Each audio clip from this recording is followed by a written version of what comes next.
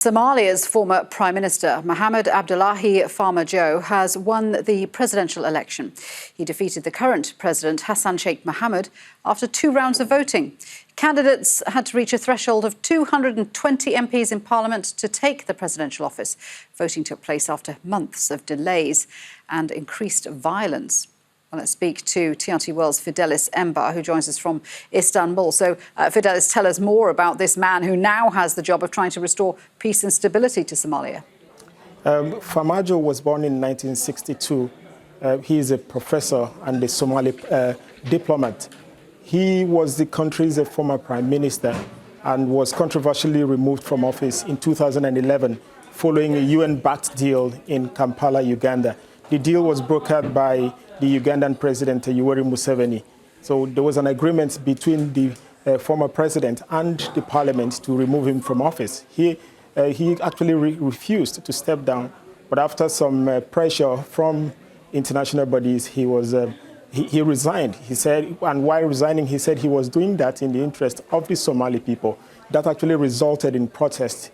You know, so many people took to the streets, and it took the security of the United Nations and the African Union to restore law and order in Somalia. So to some extent, he's a bit popular, and he's someone that people see, Somalis actually see as an alternative because so many of them believed that the former president had the backing of the West and was being controlled by the West. So they see this as a breakaway from the norm. What about the whole voting process? I mean, that's being seen as quite an achievement, but how transparent was it? How difficult to organise? Well, this election, was postponed a couple of times because of both logistic reasons, security reasons.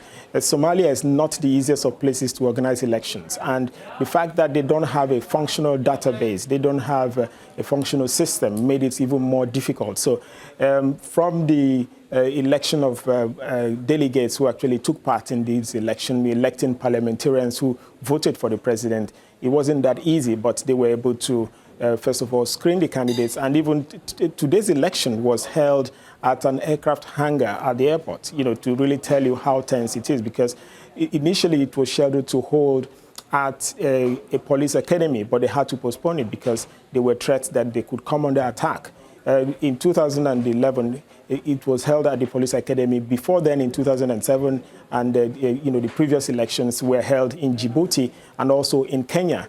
So it's not been easy for Somalis, but thumbs up to them, because the insecurity in the country is so much that even moving around, I was recently in Somalia, I was in Mogadishu, and even walking around was so difficult. We had to move around in armored vehicles. Even with the armored vehicles, we still had to move around with armed guards to really tell you the extent of insecurity. So there was allegations of corruption before the election and even during the election. In fact, there were even people who were saying that millions of dollars must have changed hands in trying to bribe parliamentarians who voted.